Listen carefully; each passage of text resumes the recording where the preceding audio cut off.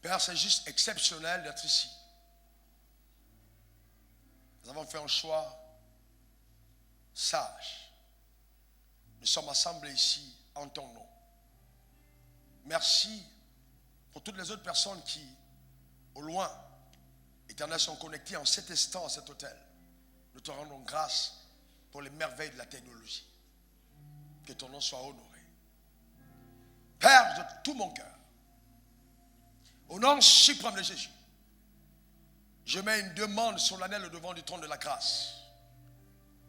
Permets qu'en des mots simples, mais puissants, je puisse communiquer avec intégrité ton conseil, ta parole à ton peuple. Père, je sais, comme de façon usuelle et habituelle, tu accompagneras encore ta parole de divers miracles pour l'honorer, qu'elle ne rende jamais à toi sans accomplir ce pourquoi elle est sortie. Impacte nos vies, change nos vies, transforme-nous, guéris-nous, redresse-nous, encourage-nous, bâtis-nous, Seigneur, délivre-nous, afin que nous puissions servir à la louange de ta gloire, comme annoncé dans ta parole sur la terre des hommes. Que ton nom soit célébré aujourd'hui à jamais. Au nom suprême de Jésus, j'ai prié. Et que quelqu'un dise Amen 3 fois. Amen, amen, amen. Tu peux t'asseoir dans sa glorieuse présence. Alléluia. C'est fabuleux d'être dans la présence de Dieu. C'est fabuleux d'être à ses pieds. C'est exceptionnel que d'écouter la parole de Dieu. Parce que la parole de Dieu, c'est vraiment ce qu'il y a de plus important pour la vie du croyant. Amen.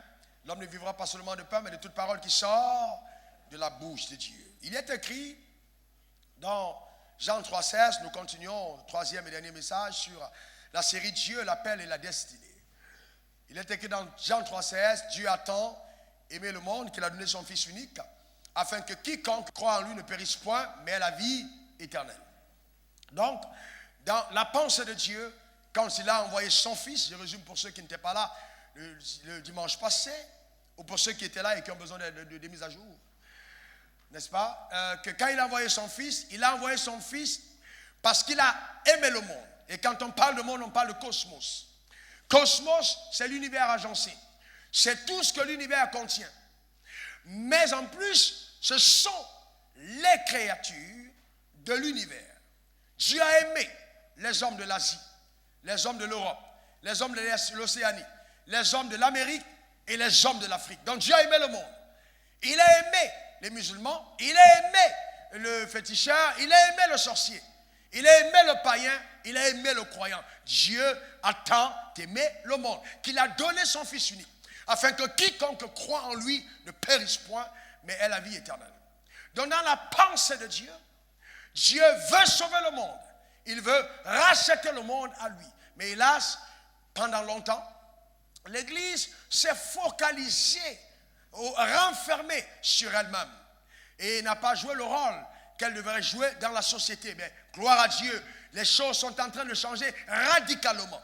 Ta présence, même ici à cet endroit ou alors à cet hôtel, est une preuve, amen, que les choses ont changé par toi. Donne-moi un bon amen.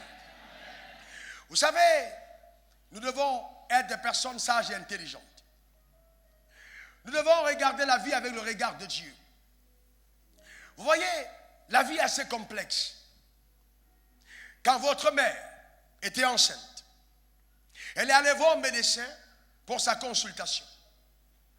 Et ce médecin a investi environ 21 années de sa vie pour être là à consulter ta mère.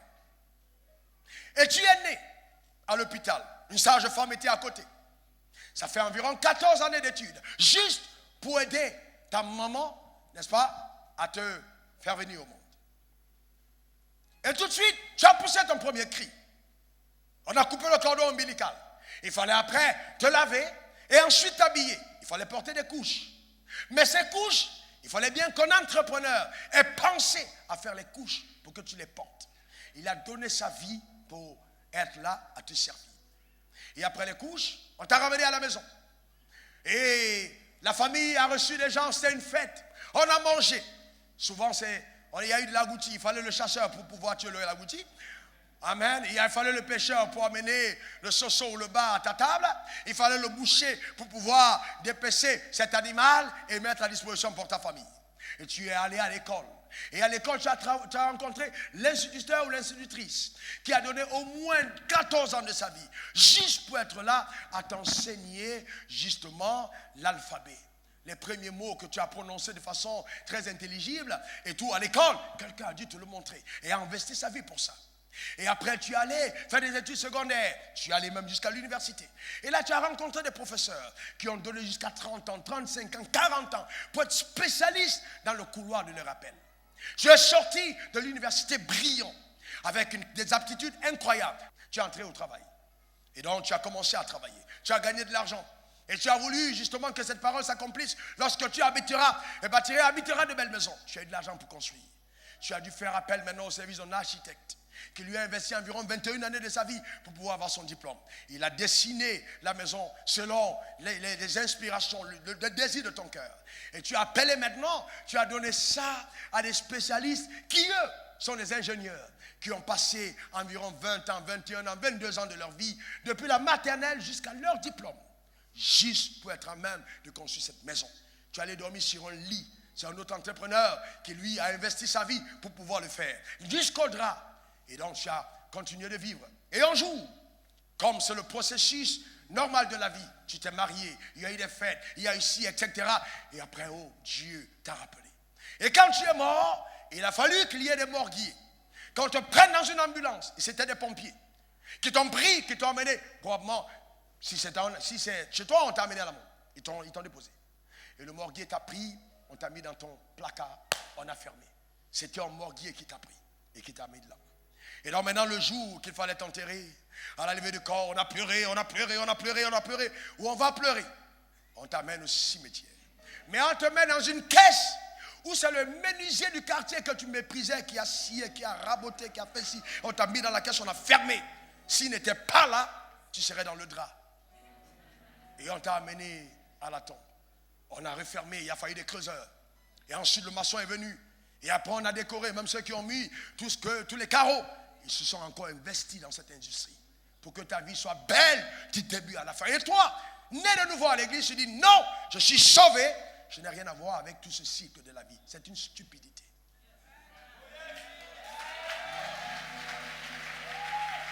C'est une grande stupidité.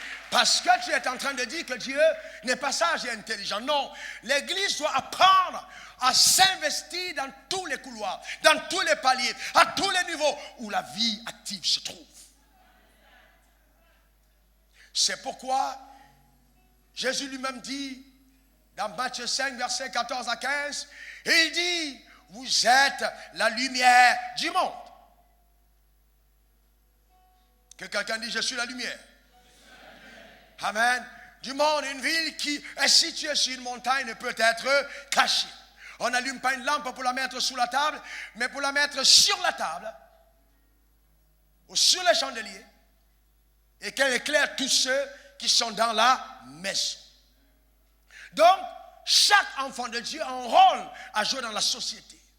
Donc, celui qui a donné son temps pour être dans ce couloir, qu'il soit comptable, qu'il soit avocat, et j'aime oublier le notaire, pour certains d'entre nous qui devraient lire le testament après ta mort, ce sont des années et des années d'investissement pour servir les autres.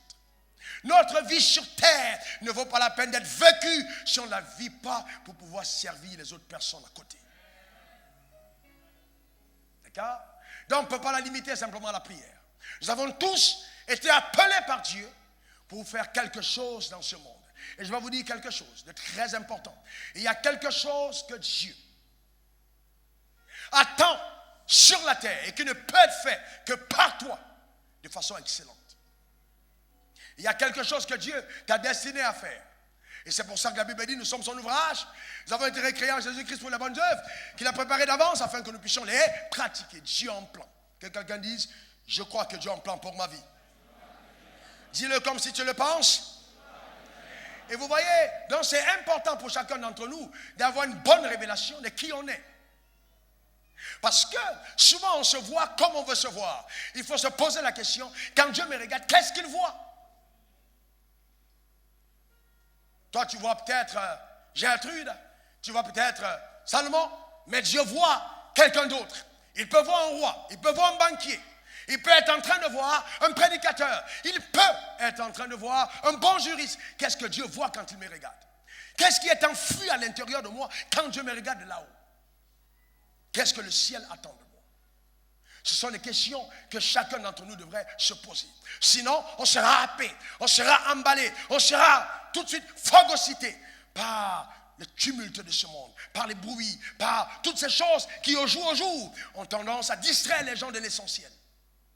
L'essentiel de la vie, c'est ce à quoi tu as été appelé à faire dans la vie.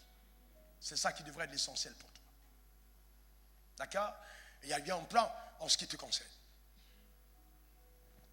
Et donc, il y a un investissement que Dieu a fait dans ta vie depuis l'éternité. Et que le temps devra révéler. Le temps doit révéler cet investissement. Je déclare sur ta vie que tu ne mourras pas. Et tu n'iras pas au cimetière avec le dépôt que Dieu a mis en toi. Non, non, non, c'est impossible. C'est impossible. Et donc, nous avons montré, dans notre enseignement passé, je reviens dessus, qu'il y a deux dimensions de l'appel. On est d'abord appelé, d'accord, du royaume, on sort du monde pour le royaume. Et toute personne qui est appelée dans le royaume des cieux a un rôle à jouer dans la société, même si elle ne joue pas encore un rôle dans l'église. Pourquoi? Parce que, imaginez en ce moment que vous êtes un poissonnier, ou alors même simplement un vendeur de charbon. Vous avez des gens tout autour de vous. Là où Dieu vous a planté, où il vous a placé, il attend que l'odeur de son royaume se dégage à cet endroit par vous. Donc vous êtes là, l'extension du royaume de Dieu là où Dieu vous a mis. Vous ne pouvez pas et vous ne devez pas travailler dans ce monde comme les païens. Non. Nous sommes la lumière. On doit voir une différence. Est-ce que vous voyez quand vous lisez la Bible, l'apôtre Paul exhortait réellement les croyants. Il dit, tout ce que vous faites, faites-le comme pour le Seigneur. Si vous travaillez pour des maîtres, servez vos maîtres comme servant le Seigneur. Pourquoi? Il était en train d'encourager l'Église à être utile à la société.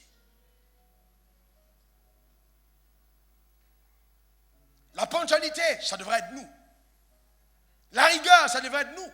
L'excellence, ça devrait être nous. Dans le royaume des cieux. On ne peut pas se contenter de limiter notre vie dans le royaume juste à être dans les 4 murs. Non, non et encore non. Ça, ce n'est pas la pensée de Dieu pour toi. Il y a des gens qui ne seront jamais atteints si toi tu ne te lèves pas là où tu te trouves. Je te garantis. Vous savez, toutes les personnes que Dieu fait transiter autour de votre vie, vous avez la responsabilité de leur âme éternellement. Donc s'ils n'ont pas entendu parler de Dieu, c'est à toi qu'on demandera des comptes en premier. Parce que tous les jours tu les côtoyais.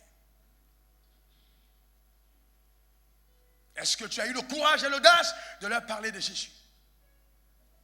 Nous sommes devenus tellement religieux que nous acceptons le mensonge de Satan pour dire je respecte la religion des autres. Oui, mais nous ne sommes pas des religieux.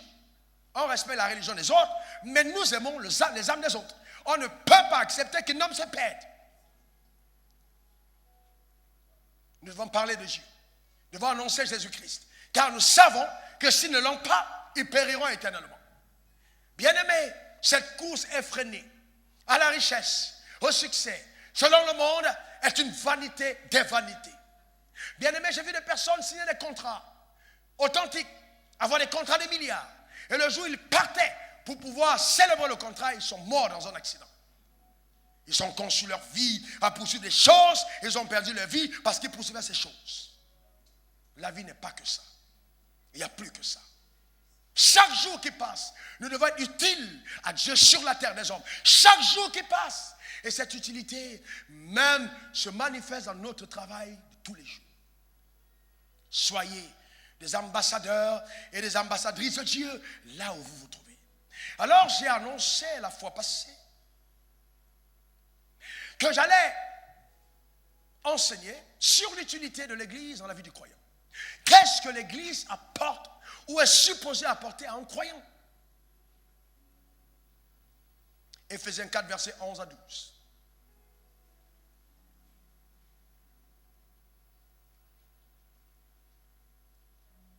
Il a donné les uns comme apôtres, les autres comme prophètes, les autres comme évangélistes, les autres comme pasteurs et docteurs. Pour quelle raison? Verset 12, pour le perfectionnement des saints, en vue de l'œuvre du ministère et de l'édification du corps de Christ. Donc la raison pour laquelle les 5 dons du ministère sont donnés, c'est pour l'édification du corps. L'édification du corps. Alors, regardons cette version. Dans ce texte, dans la version Semeur.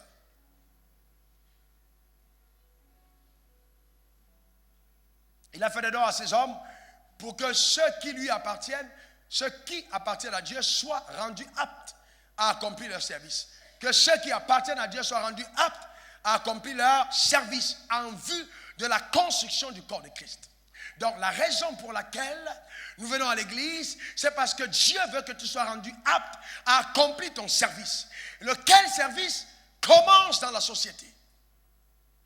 Que tu sois rendu apte à accomplir ton service.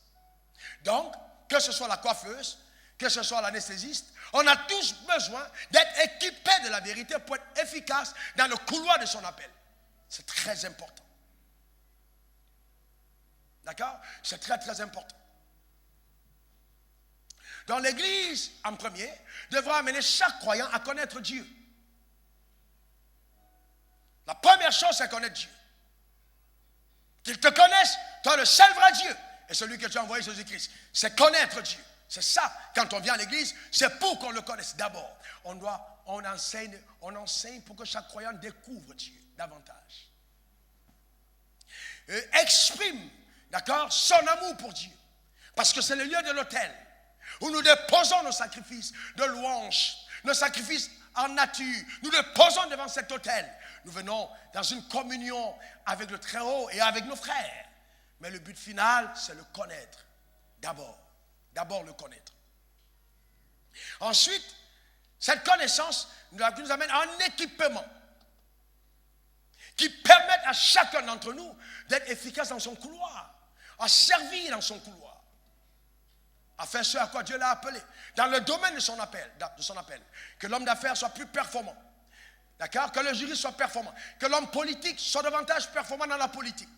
Et la sagesse de Dieu dans le déploiement de la grâce qui lui a été accordée. Nous ne pouvons pas et nous ne devons pas limiter l'Église à ce que certains de nos pères ont pensé que l'Église était. Au point où j'ai entendu des personnes dire non, vous faites la politique, c'est du diable. Bien aimé, si vous êtes hors de la politique, vous êtes hors de la société. Moi, je suis en politique parce que je devrais respecter vos points de vue. Mais dans tous les cas, je fais de la politique par vous. En bâtissant vos vies, je vous rends meilleur dans vos partis politiques. C'est quand même une forme de politique aussi. Pour le bien-être de la société. Les gens comme Joseph n'auraient pas été suscités si l'évangile était simplement prêché. Non. Les gens comme Daniel n'auraient pas été. Non. Et Dieu dit, je suis le Dieu de vos pères. Abraham, Isaac et Jacob, ce n'étaient pas des prédicateurs, mais des personnes utiles à leur société. Il est temps qu'on rechange notre mentalité et qu'on fasse une mise à jour qui est indispensable pour être efficace en cette génération. Que nos jeunes gens aillent à l'école et qu'ils puissent être des champions en mathématiques, en chimie, qu'ils fassent partie des personnes les plus brillantes et qu'on les convoque pour dire, mais quel est votre secret? Comment est-ce que vous arrivez à être si performants? Et qu'ils disent,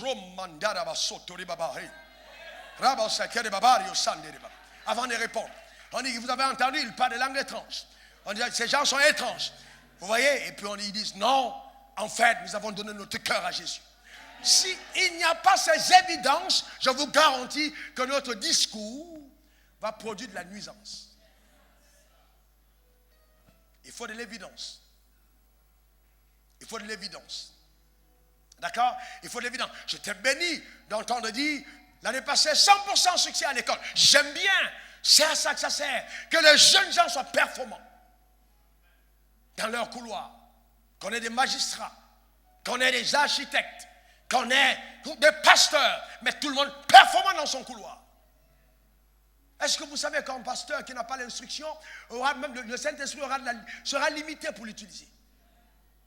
Parce que quand il va vouloir utiliser un mot, tu ne connais pas le mot. Soit souvent dit reçois, reçois, reçois, reçois, reçois, reçois n'est pas tout le discours. Il y a plus que Dieu veut faire, mais tu n'as pas le vocabulaire. Donc tu es obligé de dire reçois, reçois, reçois. Ce n'est pas seulement reçois. Tu n'arrives même pas à décoder les mots qui sont intérieurs. Donc il est important qu'on soit instruit. Et que le monde réalise que si nous sommes avec Dieu, ce n'est pas parce qu'on ne pouvait pas faire autre chose, mais c'est parce qu'on a découvert qu'il n'y a pas autre chose d'aussi grand et meilleur que ce Dieu-là. Et que c'est la raison pour laquelle nous n'avons pas honte de lever nos bras dans l'assemblée, de taper, de danser, quel que soit ce que nous sommes, parce que nous l'aimons, le roi de gloire. Alléluia. Vous savez, c'est ça. Donnez, vous savez, vous devez, je crois que c'est ce qui est en train d'arriver, votre vie va donner envie. Sérieusement. Votre vie, on va vous voir passer. On regarde la jeune dame qui passe, la manière dont elle marche, la manière dont elle chante. Quand elle arrive au bureau, on dit waouh. Tes collègues te demandent, mais qu'est-ce qui se passe? Alléluia.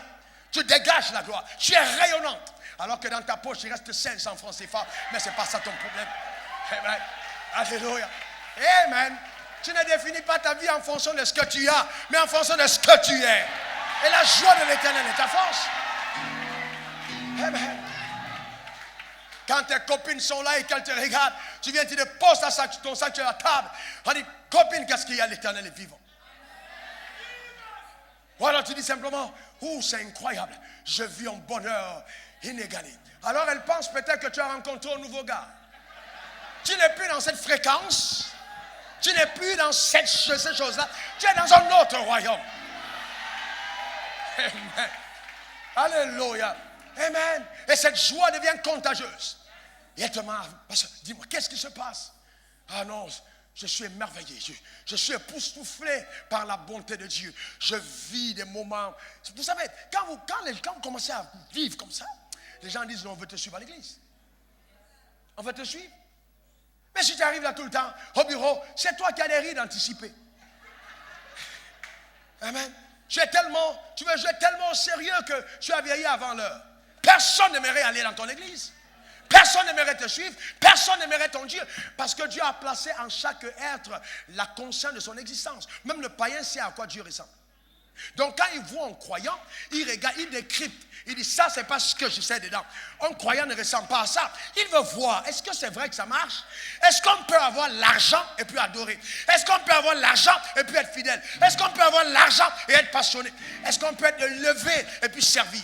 Donc, ils n'ont pas vu de modèle. Comme ils n'ont pas vu de modèle, ils cherchent Michael Jackson, ils cherchent toutes ces personnes. Mais quand ils découvrent un modèle, oh là là là là, là là là là là là, je déclare sur ta vie que Dieu fait de toi ce spécimen rare.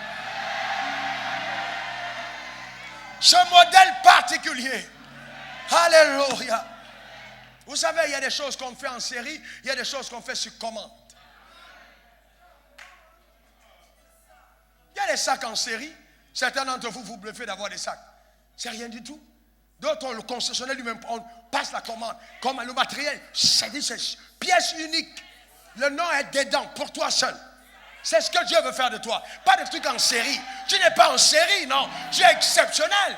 Est-ce que quelqu'un comprend de quoi je parle? Oui.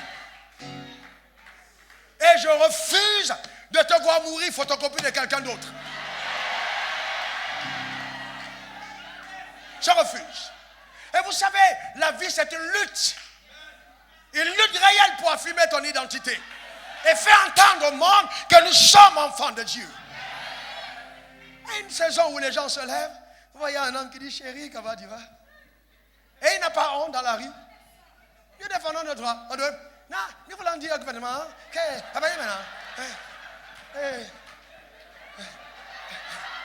il n'a pas honte. Et il n'a pas honte. Le problème, c'est qu'il n'a pas honte. C'est qu'il affirme ce qu'il est. Ce n'est pas un jugement. Mais je dis, si les gens comme ça affirment ce qu'ils sont, à plus forte. Aïe, aïe, aïe, aïe, aïe. Est-ce que quelqu'un comprend de quoi je parle? Mets tes plus beaux habits.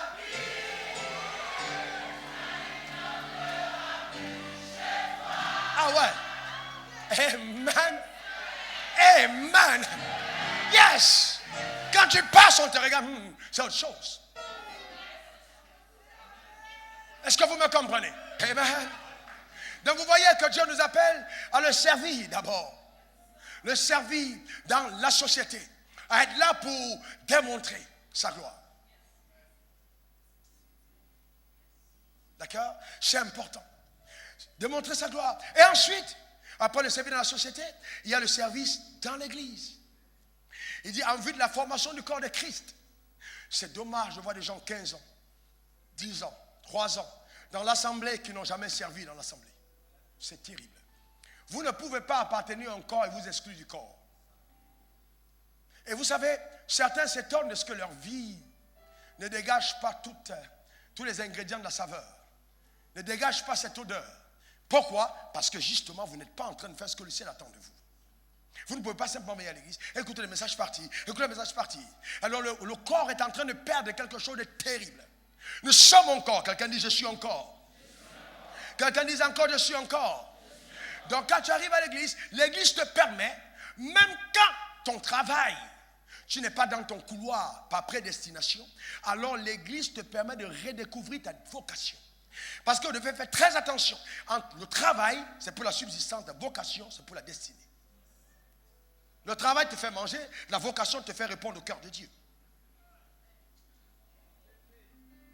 D'accord? Donc on peut commencer en pêcheur et terminer pêcheur. Vous voyez de qui je parle?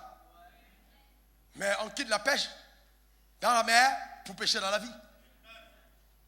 On peut être enseignant et finir enseignant. Mais ce n'est pas toujours le cas. Mais il peut arriver que notre vocation première cache, notre travail premier cache une vocation seconde. Mais il faut découvrir sa vocation. Qu'est-ce que Dieu attend de toi? Imaginons que Dieu voulait que je sois un extraordinaire pianiste. Et puis je me suis retrouvé à être un grand banquier. Mais rien n'empêche que tu sois un banquier pianiste. Donc je peux être à la banque le matin et jouer au piano le soir. Et certains d'entre nous, Dieu t'appelle à être préfet et pasteur assistant sans démissionner. On n'a pas besoin de laisser ce qu'on faisait pour faire ce qu'il demande de faire s'il n'a pas demandé de le faire. C'est la sagesse de Dieu. J'ai vu des gens blesser des affaires et devenir pasteur. 7 ans après, il pleure. Mais, bien aimé, Dieu ne va jamais soutenir ce qu'il n'a pas ordonné de faire. Ça, il faut en être clair. Il faut en être clair. Vous voyez, on dit les pasteurs voient clair, mais il y a des pasteurs qui voient noir. Sérieusement, il y a des pasteurs qui voient noir. Parce que si Dieu ne t'a pas appelé et que tu t'es appelé, c'est un désordre. Et je vais vous dire, ce qui fait plus de temps au corps aujourd'hui, c'est qu'on a beaucoup de personnes qui ne sont pas à leur place. Et il y a des gens qui sont pasteurs qui doivent fermer les églises. Ils ne sont pas pasteurs. Ce n'est pas ton appel, ce n'est pas ta grâce. Ne force pas dans un couloir où Dieu ne t'a pas appelé. Tu vas cramer. Il n'y a pas de force, il n'y a pas de vie, il n'y a pas d'énergie, il n'y a pas de talent, il n'y a pas de don. C'est juste fade. Pas de progrès. Pourquoi? Parce que tu es quelque part où Dieu ne t'a pas appelé. Quel désastre, quelle tristesse, quelle froideur, quelle calamité, quel désordre. Que vraiment tu ne sois pas nommé parmi ceux-là qui sont sortis accidentellement du couloir de leur destinée. Et si tu étais sorti, que la main de Dieu miséricordieuse te ramène sur le chemin. Au nom suprême de Jésus. Oui, parce qu'il permet qu'on tombe 7 fois et qu'on se relève. Le fait qu'on soit dans la boue ne veut pas dire qu'on est destiné à la boue. Ça s'appelle le piédestal pour te préparer au trône que Dieu te réserve. Et il y a des échecs qui cachent le succès. Il y a des échecs qui sont des expériences qui vont soutenir le fait que nous avons marché avec Dieu. Parce qu'il faut à chacun d'entre nous un témoignage. Ce qui est en train de te menacer, c'est exactement ce que tu vas vaincre et porter afin que le monde se rende compte que Dieu est capable de le faire. Le paralytique a dû porter son lit et rentrer à la maison.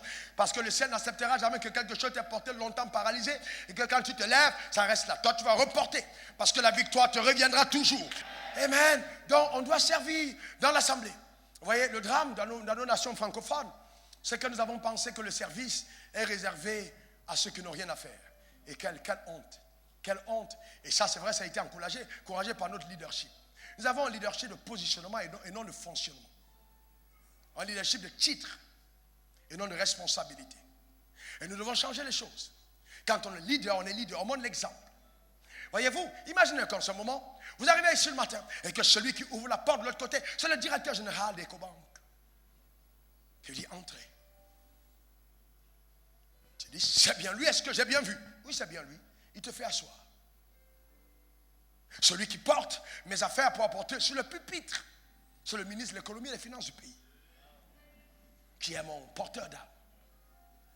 Quand on me tue, regarde ça comme ça, tu dis, on dirait que là, tu frottes tes yeux, est-ce qu'on m'a enlevé ou pas? Non, on ne t'a pas enlevé, tu es dans le royaume.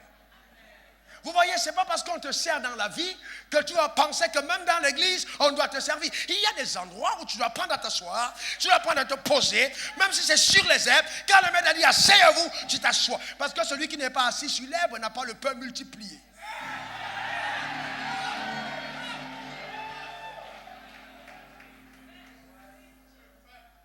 Vous ne pouvez pas rester debout partout. Asseyez-vous un peu. Asseyez-vous un peu. Asseyez-vous un peu. L'humilité, l'humilité. Asseyez-vous un peu. Et donnez du sens à votre vie. De la saveur. Comment vous vous êtes senti la première fois que vous êtes arrivé dans cette assemblée et qu'à la fin du culte, vous avez trouvé un bon nombre de mètres 77 posés à peau et qui vous tendaient la main. Certains d'entre vous ont cru qu'il rêvait. C'était bien le pasteur. Pourquoi? Parce qu'il faut montrer l'exemple de service. De service. Vous savez, les gens qui ont des problèmes de complexe finissent dans la détresse. Il ne faut pas être complexé. Tu es ce que tu es. D'accord? C'est de la grandeur que de servir. Chacun d'entre nous doit détecter le couloir de son appel et servir. Nous sommes un corps. On peut avoir un batteur ici qui est un avocat, qui est un magistrat, qui joue à la batterie. Ça ne change rien. On a des gens parmi vous qui ont de belles voix, mais qui estiment que non, je ne peux pas venir là devant le micro et me mettre à chanter devant la foule. C'est quand même moi, Madame Montel. Madame Montel. Alors vous ne pouvez pas savoir ce qu'il y a d'incroyable que d'être à l'église le dimanche et de danser devant un micro. Aux yeux des gens qui sont dans le monde, ils disent mais c'est une stupidité, c'est une grande dame. Mais il n'y a pas meilleur moyen de montrer au monde que tu respectes ton Dieu, que de l'adorer, de le servir dans la maison de Dieu. Tu lèves les mains devant ton micro, tu tournes quand on dit de tourner, tu sautes quand on dit de sauter. Ouais, tu dégages la vie simplement. Et il y a des choses qui arrivent dans ta vie parce que ton cœur est engagé pour les choses de Dieu. Cessez de courir après les miettes alors que la table est dressée avec votre nom dessus. Cessez de courir après les miettes. Il faut que je gagne l'argent. Faut que je suis trop occupé par ça. Je suis trop occupé. Faut que je gagne. Écoutez, certains d'entre vous, vous êtes tellement occupés à chercher l'argent. Je suis occupé à prêcher l'évangile et je gagne 100 fois plus que vous. Sans prendre l'argent de l'hôtel. Des marchés dans lesquels vous êtes. On m'appelle pour venir à mon bureau, me les donner alors que tu cours de bureau en bureau et on ne te donne pas. On vient me dire, pasteur, voilà, choisis, sélectionne les meilleurs. Et je pique le meilleur parce que les meilleures productions me sont réservées. Que cela soit en partage. Au nom suprême de Jésus. Amen. Il faut démystifier l'argent. Démystifier l'argent. Les gens qui ont des complexes devant l'argent, ils ont des problèmes. Démystifier l'argent. Réussir la vie, c'est pas avoir de l'argent. Tu vas mourir, tu vas en laisser. Tu comprends? Donc, écoute, je ne suis pas un mauvais prophète, je te dis la vérité. Tu vas laisser l'argent sur terre et tu vas partir. Et souvent même, les gens vont t'oublier et ils vont lutter pour ton argent et ils vont laisser les mouches se poser sur toi alors que c'est ton argent qu'ils cherchent. Donc tu ferais mieux là où tu es maintenant de te donner entièrement à Dieu et de démystifier l'argent. Oui. Bien, regardez le monde dans lequel on vit, regardez vous-même. Regardez ce qui se passe. L'arrivée de Donald Trump au pouvoir, bien aimé, tous les eschatologues sont unanimes pour dire que nous voyons maintenant la dernière transition pour la fin des temps. Le rapprochement avec la Russie. Bientôt, Israël va se sentir isolé. Il y aura une autre guerre qui va avoir lieu. Et il est probable que l'Église ne soit plus là. Il est probable que l'Église ne soit pas là. On va monter avec lui dans sa gloire. On partira avec lui. Cette terre n'est pas éternelle. Nous allons repartir avec lui et revenir régner quand tout sera détruit. Mais je ne veux pas que quelqu'un parmi vous soit absent ce jour-là. Parce que c'est un jour glorieux. C'est un jour exceptionnel. Où les rachetés de Dieu se monteront avec lui dans sa gloire. Et chacun recevra selon l'investissement qu'il aura fait pour le royaume des cieux. Oh, est-ce que Dieu peut compter sur toi? Est-ce que Dieu peut compter sur toi?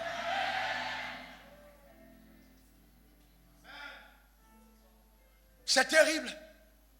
Nos églises sont devenues des affaires comme chez les marabouts. On vient parce qu'on veut un mari. On vient parce qu'on veut une femme. On vient parce qu'on veut un travail. C'est pas mal. Il faut quand même venir, c'est ton maison. On n'a pas attendu, très bien. Mais si tu t'arrêtes à ça, c'est dangereux. Il n'y a plus que ça. Il n'y a plus que ça. Vous comprenez? Il n'y a plus que ça. Il y a le service de Dieu. Il y a le service. On ne peut pas tous faire la même chose. Une belle chanson, une belle mélodie, ce n'est jamais un seul instrument. Il y a le pianiste, il y a le batteur, il y a vous savez, il y a le bassiste, il y a le soliste, il y a souvent même celui qui joue, et tout ça, et c'est ça qui fait la mélodie. Donc en tant que corps, chacun doit être à sa place. Demande à ton voisin, où est ta place? Vous voyez? Donc, vous savez, ne dites pas non, en tout cas Dieu ne m'a pas appelé à ça, il m'a appelé juste à gagner de l'argent. Il n'y a personne qui a été appelé à gagner de l'argent sans servir dans l'église. La Bible, nous tous, nous devons servir à l'église quelque part. Tout le monde, quelque part. Architecte, plombier. Vous imaginez combien on dépense en ressources pour entretenir ce bâtiment par mois? Parce qu'on fait appel aux compétences extérieures et les personnes qui ont la compétence, qui voient, sont là et viennent seulement recevoir la parole et ils s'en vont. Imaginez comment Dieu vous regarde. Il y a une solution à un problème que tu incarnes. On ne peut plus continuer de regarder ailleurs. C'est dans le royaume que se trouvent les solutions aux problèmes du royaume. Et toi, tu fais partie d'une de ces solutions au royaume des cieux. Tu dois servir Dieu. Et là, laissez-moi continuer et conclure en vous disant, bien-aimés, nous devons servir Dieu avec un cœur excellent. Que quelqu'un dise excellence. Quelqu'un dise excellence. 1 Corinthiens 12, ok, verset 12 avant, la Bible dit, car comme le corps est un, il y a plusieurs membres. Et comme tous les membres du corps, malgré leur nombre, ne forment qu'un seul corps, ainsi en est-il de Christ.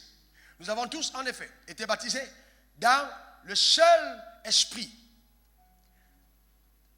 pour former un seul corps. Soit juif, soit grec, soit esclave, soit libre.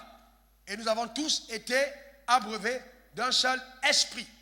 Ainsi le corps n'est pas un seul membre, mais il est formé de plusieurs membres. Donc nous sommes plusieurs membres dans le corps. On ne peut pas prétendre dans le corps de Christ que, vous voyez, on n'est pas de place. Chacun a son rôle. Chacun a son rôle. Souvent même, les départements de l'Église ne sont pas toute l'expression de ce que le corps devrait être. Et il y a des départements qui vont être créés parce que tu es venu. On ne peut pas créer un département quand il n'y a pas de dons et des talents pour servir. Si par exemple tu es un expert en musique, on va créer un département pour une école. Pour que dès le bas âge, nos enfants viennent ici les samedis et apprennent à jouer au piano. Dans une atmosphère bénie. Qu'ils n'aillent pas dans les endroits ailleurs pour apprendre. Mais dans le royaume, on a la solution. Tu as quelque chose en toi que tu ne dois pas laisser tarir. Et tu dois mettre au service du corps. Nous sommes un corps. Voyez-vous? Et vous savez, dans la sagesse élevée, il y a des membres visibles et des membres cachés. Est-ce que vous comprenez? Donc, nous devons apprendre à valoriser tout le monde. Que ce soit les caméramans, que ce soit ceux qui sont derrière, cachés dans la salle, en train de permettre au direct. Tout le monde est utile parce que nous sommes un corps. Et il y a des membres cachés. On ne vous verra jamais sur la scène. Mais ce n'est pas parce que vous n'êtes pas sur la scène que le ciel ne vous voit pas. On ne peut pas tous dans le royaume continuer à se mettre devant. Certains doivent être derrière. Et ils font la force du devant. L'intercession, par exemple, ceux qui prient. C'est eux qui font la manifestation du règne. Mais on ne les voit pas. Mais comme le monde est basé sur les critères de visibilité, vous voyez, tout le monde veut être devant, tout le monde veut être devant. Il y a même des sœurs qui viennent à la chorale parce qu'elles estiment qu'elles sont restées longtemps cachées, le frère ne l'a pas bien repéré. Maintenant, elles veulent chanter pour être devant pour qu'en chantant, on la repère.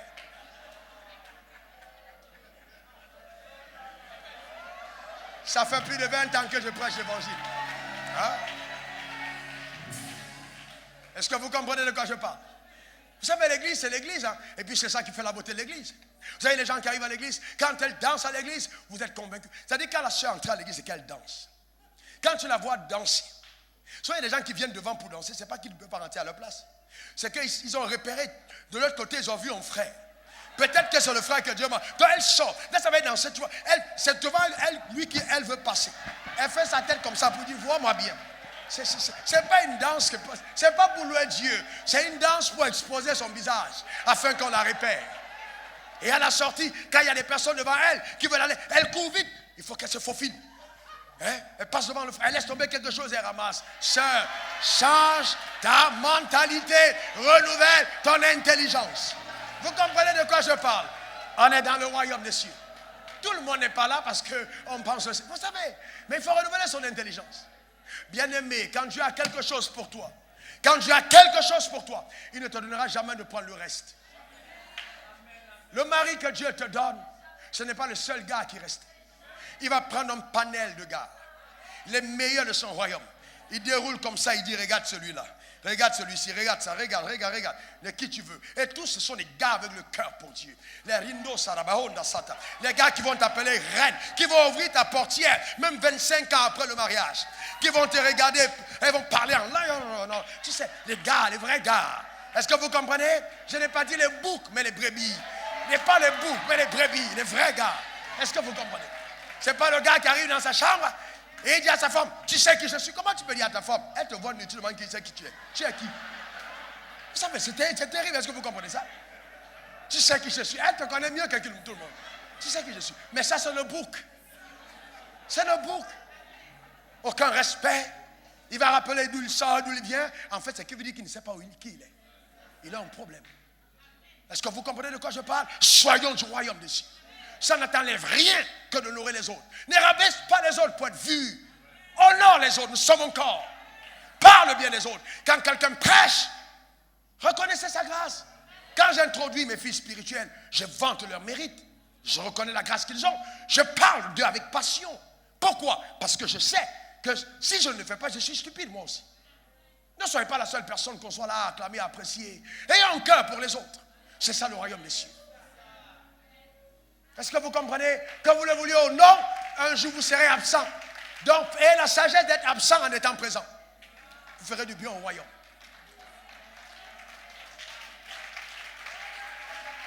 Est-ce que quelqu'un comprend de quoi je parle? C'est important, bien-aimés. Nous sommes un corps, nous devons servir dans le corps.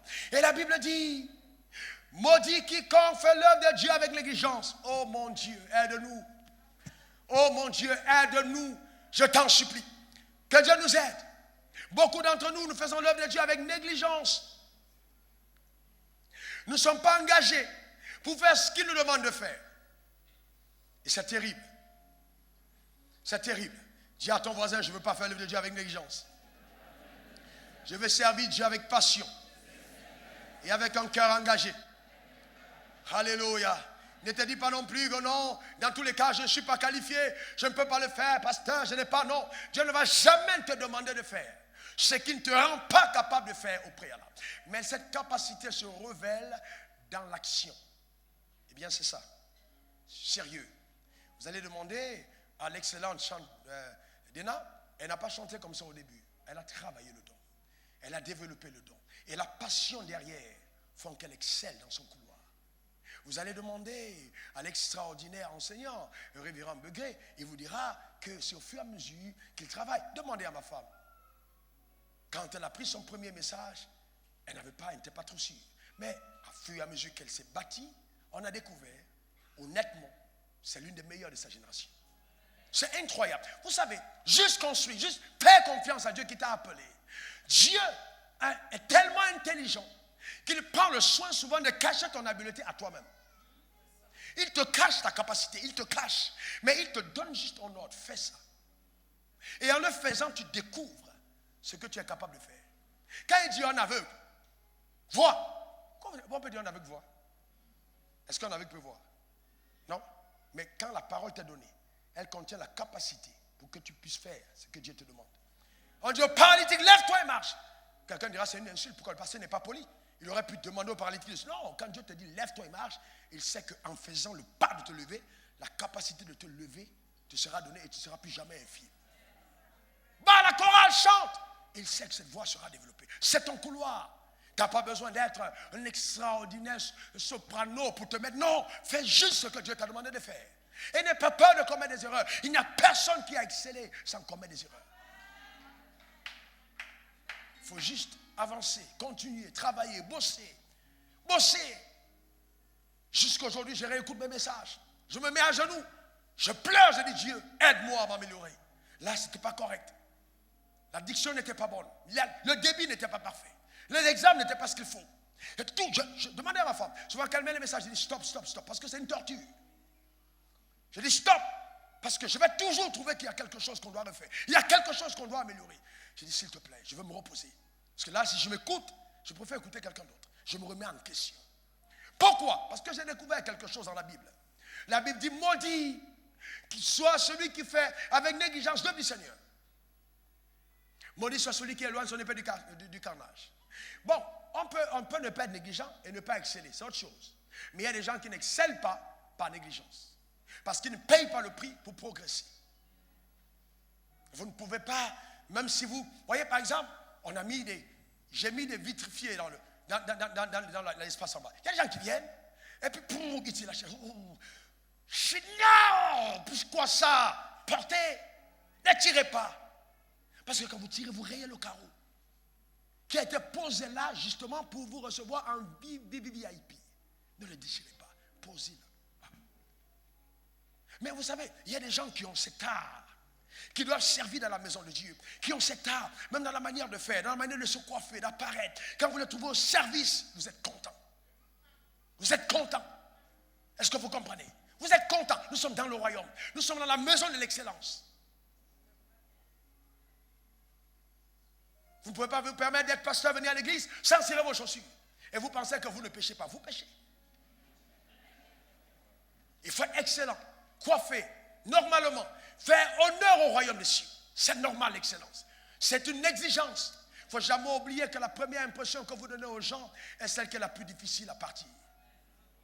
Et que Dieu seul regarde au cœur, mais les hommes à l'apparence.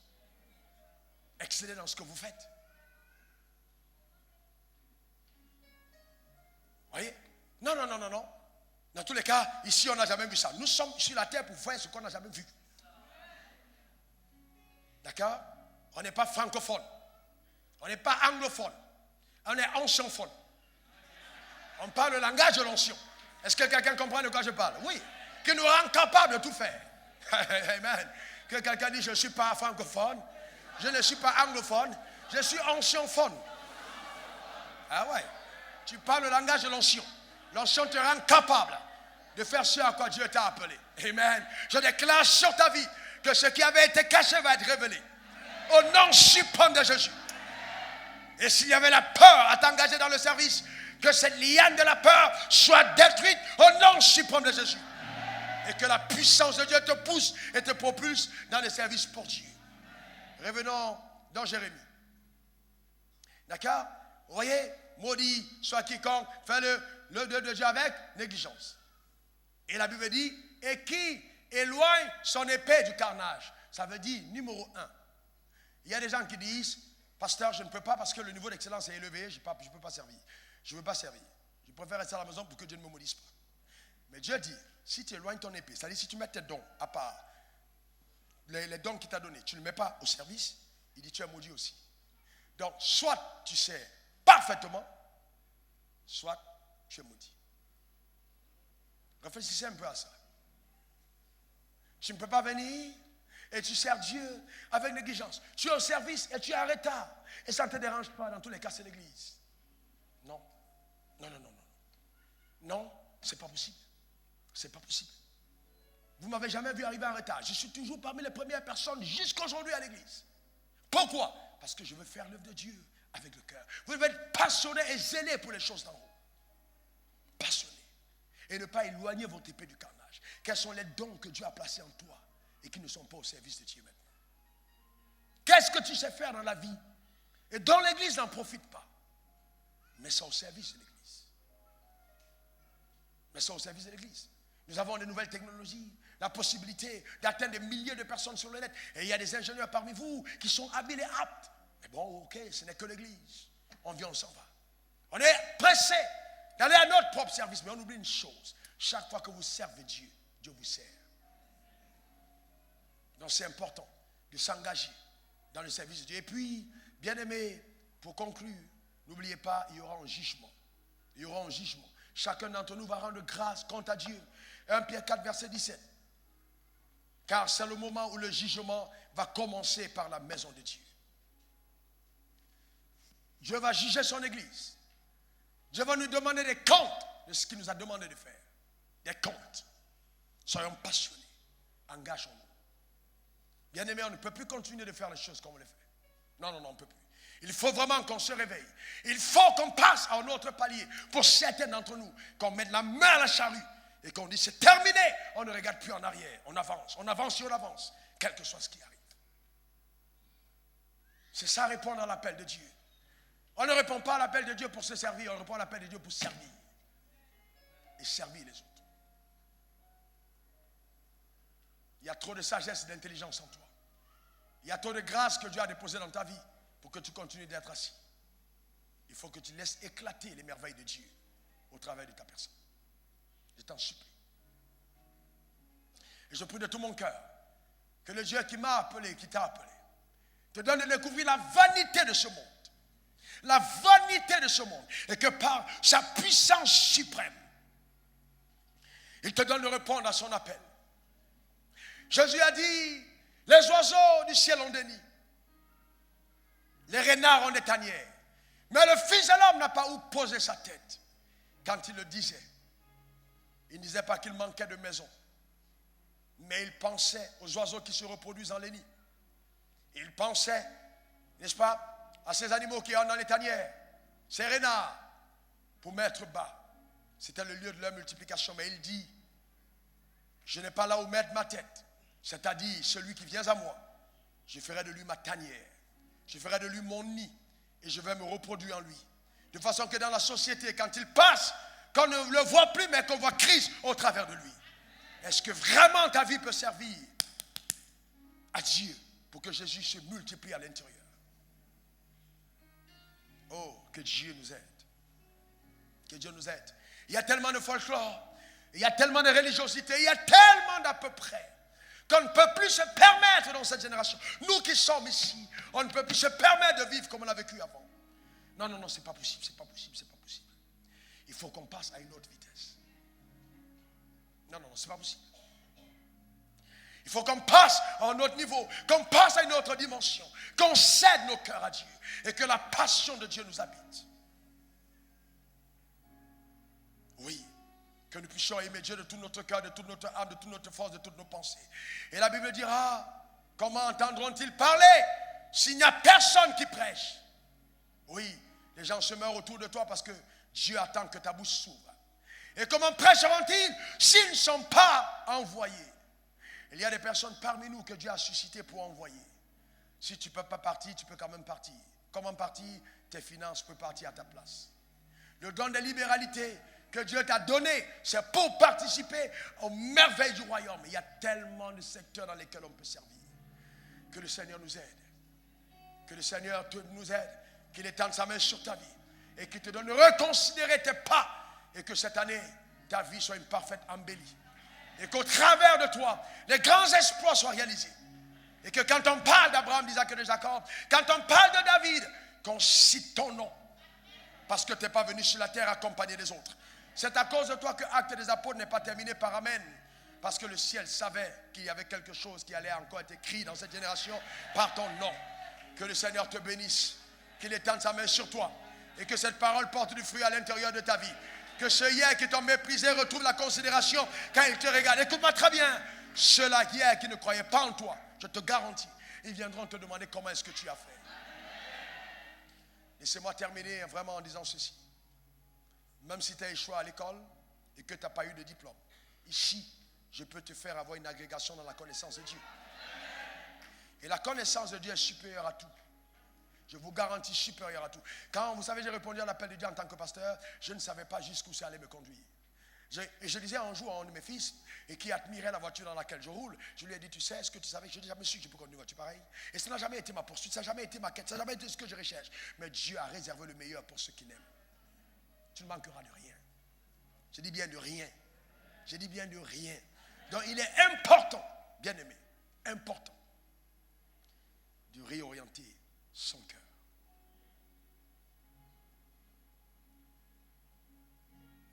Dieu donne le meilleur à ceux qui lui donnent son cœur.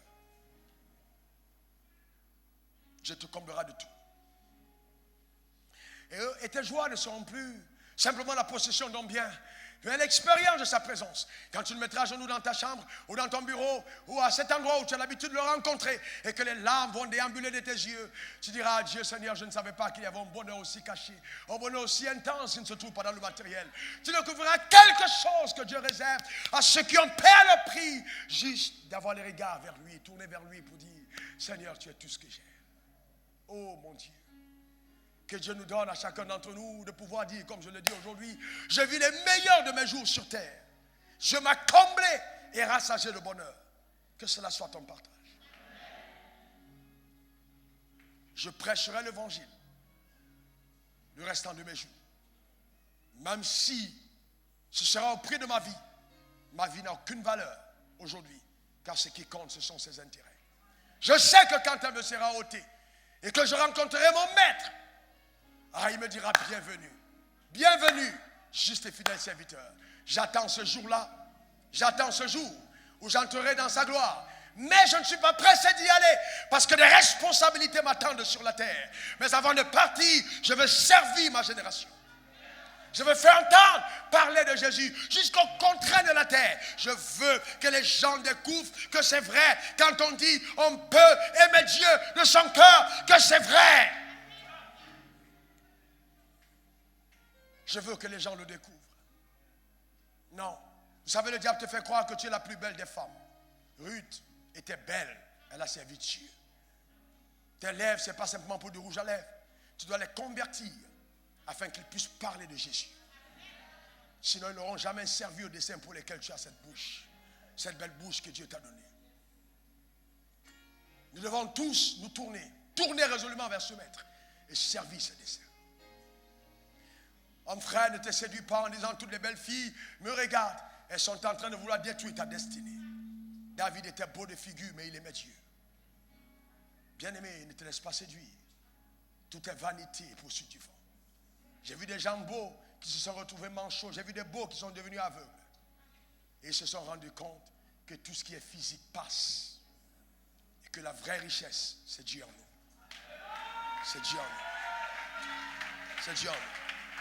Alors tu rencontreras le pauvre à la sortie de l'église et tu vas le saluer pour dire bonjour mon frère. Tu vas l'embrasser même s'il ne dégage pas la même odeur que toi parce que tu sais que lui aussi a de la valeur. Tu vas considérer les personnes les plus faibles parce que tu vas te souvenir que Christ, le Dieu Tout-Puissant, a pris la forme d'un homme pour te sauver. Il est mort à la croix pour ta vie. Cesse d'être égoïste. Et donne un peu de ta vie pour la vie des autres, s'il te plaît. Vous savez, avant de commencer l'église il y a 10 ans, j'allais régulièrement à la plage. Mais à cause de vous, je ne peux plus y aller régulièrement. Je ne suis plus jamais parti à Sydney depuis longtemps. Je ne suis plus jamais parti. Parce que le travail me consume. Le travail me passionne. Je ne peux plus. Je n'ai plus le temps. Bon, maintenant j'ai des assistants, on va trouver une formule. J'ai bien envie de repartir quand même. Vous comprenez ceci? Oui, mais vous voyez, c'est la passion. Travailler. Mes samedis, mes mercredis sont consumés dans sa présence. Mais j'aime ça. J'aime. Je suis heureux.